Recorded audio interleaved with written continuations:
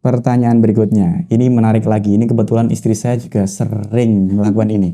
Ya, bagaimana hukum perempuan berpidato di depan umum? Jika menilik pada hukum, berarti di sini kan fikih ya Mas ya. Banyak sekali yang harus kita jadikan bidikan. Yang pertama, pidato di depan umum. Ini berarti menampakkan diri perempuan di halayak, itu bagaimana hukumnya.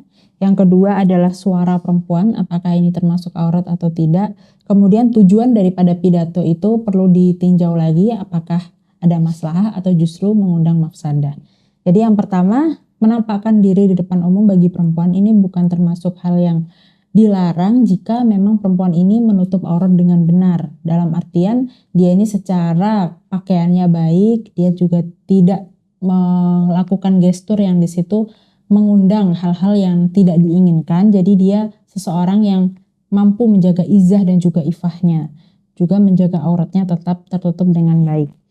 Kemudian yang kedua, suara daripada perempuan ini memang tidak dianggap aurat. Cuman ketika suara ini lagi-lagi mengandung gestur yang di situ disengaja untuk mengundang hal-hal yang tidak diinginkan, misalnya untuk menggoda atau merayu, maka hal itu tidak diperbolehkan. Meskipun suara bukan aurat, tetapi syaratnya adalah tidak mengandung unsur-unsur tersebut tadi.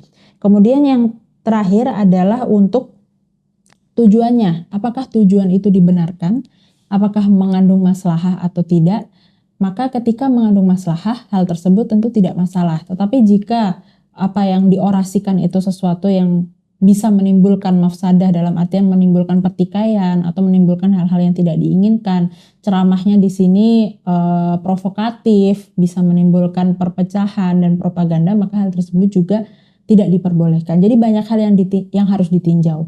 Namun secara garis besar perempuan-perempuan sekarang yang menyuarakan banyak hal untuk kebaikan bagi sesamanya dengan konteks-konteks ataupun syarat-syarat yang sudah dipenuhi tadi, maka hal itu adalah sebuah kebaikan. Maka hal itu adalah sebuah yang memang menjadi kebutuhan di zaman sekarang untuk semakin menyuarakan kebaikan, memberdayakan diri dalam kemanfaatan. Sehingga kita sebagai seorang perempuan bisa saling tolong-menolong, bahu-membahu dalam kebaikan. Karena banyak hal yang ketika dijelaskan oleh laki-laki itu tabu, tetapi ketika dijelaskan oleh perempuan itu justru bisa lebih dapat diterima karena itu adalah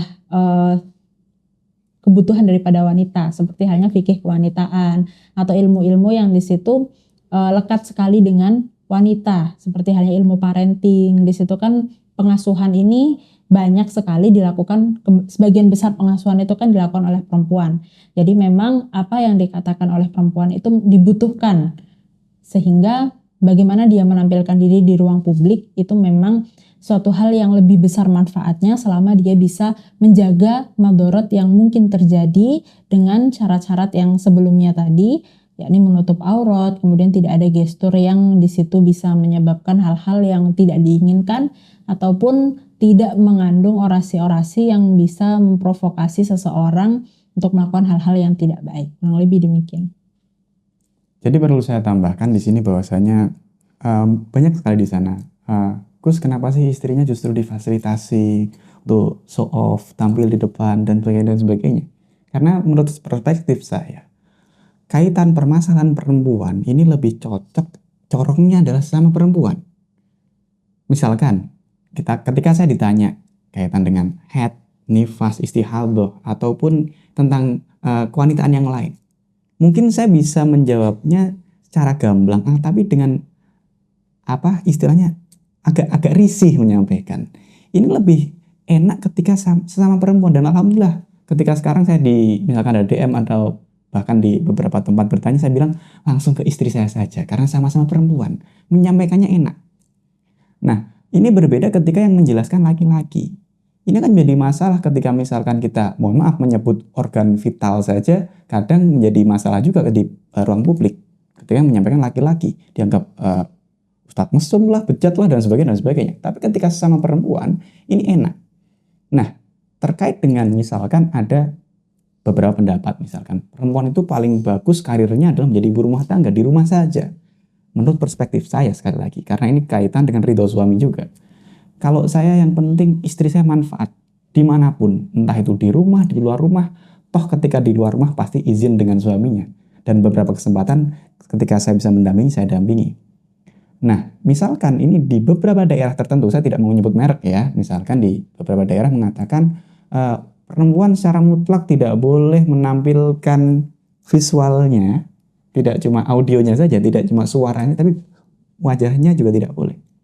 Mungkin itu di medan dakwah di daerah tersebut bisa. Akan tapi di medan dakwah di kita, di Nusantara, di Indonesia, sepertinya justru dibutuhkan perempuan-perempuan yang mau speak up. Kenapa? Karena kalau tidak perempuan langsung yang menyampaikan, tentunya tidak sesuai dengan target, tidak pas menyampaikannya. Misalkan kita akan membahas, misalkan ditanya bagaimana rasanya menstruasi, orang saya aja nggak pernah menstruasi. Kemarin bagaimana menghadapi baby blues setelah melahirkan, saya nggak melahirkan, misalkan. Terus bagaimana untuk ibu yang menyusui, saya aja nggak bisa menyusui gitu. Meskipun itu semua ada hal-hal yang mungkin bisa dipelajari laki-laki. Nah, dengan pendapat tadi yang misalkan mengatakan tidak boleh, ya silahkan di daerahnya, mungkin medan dakwahnya seperti itu. Tapi untuk di Indonesia, saya justru mendukung sekali untuk wanita-wanita ini mau untuk tampil, mau untuk speak up, dengan catatan memang punya kemampuan yang mumpuni, jangan asal speak up saja. Dan tentunya konten-konten yang ditampilkan ya sesuai dengan ajaran agama yang di situ menutup aurat dengan kaidah-kaidah yang baik dan benar. Contoh lagi misalkan, sebenarnya bahkan laki-laki dan perempuan ini diperbolehkan melihat laki-laki maupun perempuan dalam proses apa? Satu, dalam proses jual beli transaksi, yang kedua adalah dalam proses taklim, belajar. Medis pun diperbolehkan, ya. Diperbolehkan. Yang terakhir, ketika seorang laki-laki mau menikah dengan perempuan. Nah, dalam beberapa contoh yang saya sebutkan ini diperbolehkan laki-laki melihat perempuan, begitupun perempuan juga melihat laki-lakinya. Contoh seperti ini, transaksi jual beli. Bagaimana kita akan bisa mengetahui pembeli A dan pembeli B, misalkan seperti di Jazirah Arab yang menutup wajahnya dengan burka ataupun dengan istilah apapun lainnya.